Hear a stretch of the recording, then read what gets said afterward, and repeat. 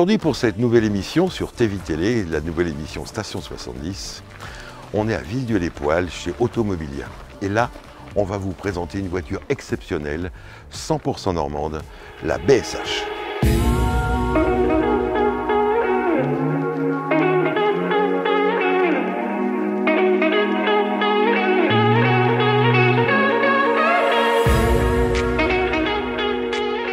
Merci Brieux, merci infiniment de nous recevoir dans ton Nantes, c'est magnifique. Tu as une activité de dépôt-vente de véhicules de prestige et véhicules de collection. Et on est là pour parler de cette magnifique BSH. On peut parler presque d'une voiture normande, effectivement.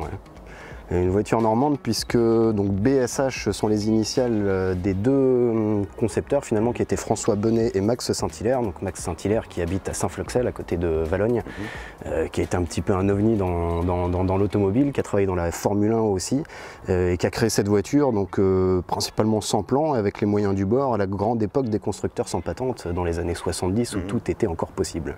Pourquoi cette voiture? Qu'est-ce qui t'a attiré dans cette automobile? Alors, comme tu as vu un petit peu partout ce qui se trouve dans le garage, j'aime tout ce qui est bizarre. Donc c'est pas forcément une question de valeur, mais les autos différentes, c'est quelque chose qui me plaît beaucoup. J'ai eu la chance en fait avec mon père de découvrir cette voiture il y a des années, puisque un de ses vieux amis en avait une. Et en fait il y a une dizaine d'années de ça, on en a trouvé une comme ça en annonce sur l'avis de l'auto, qu'on a été chercher dans le sud de la France et qui demandait un petit peu de soin et qu'on a retapé comme les autres. Et de fil en aiguille, donc j'ai cherché un petit peu à comprendre l'histoire de cette voiture, le pourquoi du comment. J'ai rencontré à plusieurs reprises Max Saint-Hilaire, qui en a pu retracer aussi une partie de l'histoire de ce modèle qui est juste là derrière moi. Bref, comme tous les collectionneurs, un grand coup de cœur. Oui, on peut parler de coup de cœur, ouais. Alors on a une chance inouïe, c'est qu'on a une guest star aujourd'hui. Toi tu es la star, mais on a une guest star. C'est ma petite nièce, c'est Nicolas Laperruque. Ce garçon a écrit énormément dans beaucoup de revues sur l'automobile ancienne. Et il va pouvoir nous expliquer techniquement ce qu'est cette automobile.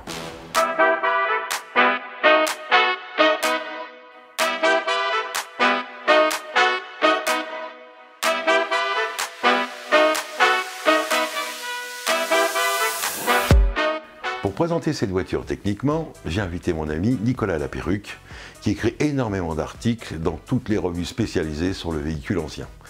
Nicolas, parle-nous techniquement de cette magnifique voiture.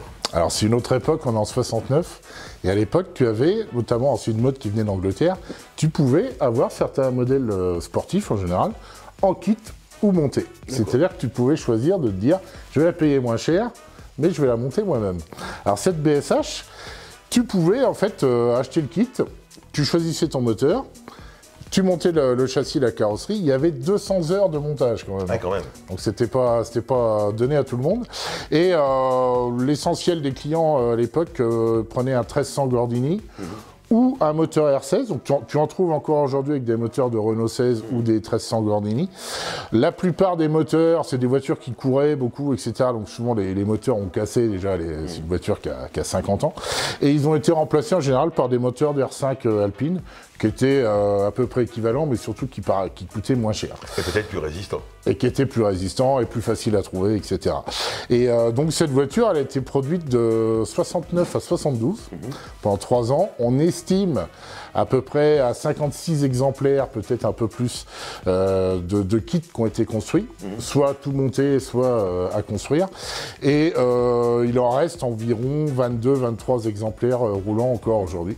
Donc c'est un modèle quand même qui est très très rare. Quoi. Et on a de la chance, grâce à Brieux, d'en avoir deux exemplaires. Ouais. Allez, d'accord. Et elles sont toutes les deux équipées d'un moteur R5 Alpine. Comme je disais tout à l'heure, puisqu'en fait la plupart aujourd'hui ils ont récupéré des moteurs R5 Alpine.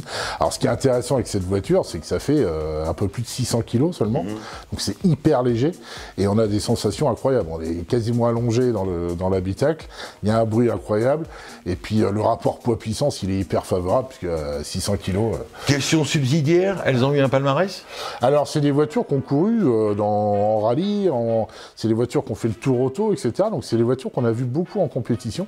Donc effectivement qui ont gagné des courses, mais surtout qui ont couru pendant des années, parce qu'à l'époque, tu achetais ton kit, et souvent derrière, tu avais une idée derrière la tête, tu te disais je vais faire de la compétition avec. Donc c'était une façon aussi d'accéder à d'avoir une voiture extraordinaire que tu as construite toi-même, et qui avait des performances de premier plan, puisque rapport poids-puissance, génial quoi. Alors à l'époque, quand elle est sortie, on a eu 2 journalistes prestigieux qui ont présenté la voiture. Voilà, et donc cet exemplaire-là, il faut savoir que c'était un des tout premiers exemplaires qui a été construit. Et quand on fait des essais de voitures, comme j'en fais par exemple de nouveautés, le constructeur met à disposition un véhicule d'essai presse, on va dire. Et ce véhicule-là, elle était rouge à l'époque. Elle a été essayée par André Costa, notamment dans l'Auto-Journal. Après, elle a été essayée par Thierry Sabine, qui était journaliste auto à l'époque. Et c'était le véhicule des essais presse. Et la petite histoire, la petite anecdote, c'est qu'ils ont vite cassé le premier moteur et effectivement il a été remplacé après par une autre motorisation. Voilà.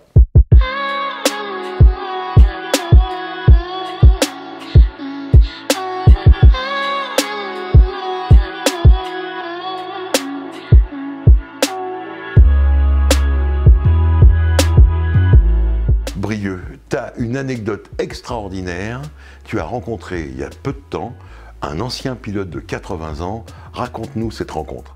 Oui, alors il y a des pilotes connus comme Briavoine qui ont couru avec cette voiture et surtout un que j'ai en tête et qui est venu me rendre visite il y a quelques semaines qui s'appelle André Gaïnet, dit Ségolène, qui fait partie du fait d'ailleurs pourquoi cette voiture est éligible au Tour Auto et au Tour de Corse, puisqu'à l'époque il a couru avec cette voiture. Donc il continue aujourd'hui, à 80 ans, de courir en compétition historique.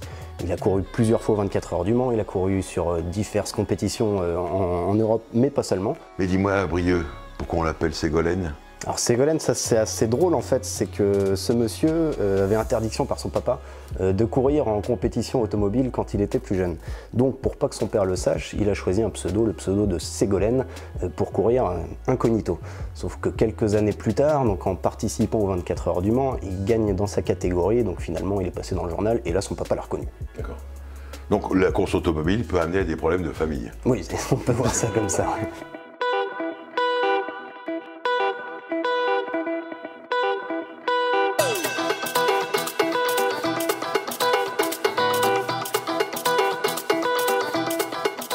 Pour notre prochaine émission, rendez-vous avec Léandre, un tout jeune collectionneur et ses motobécanes 99 Z.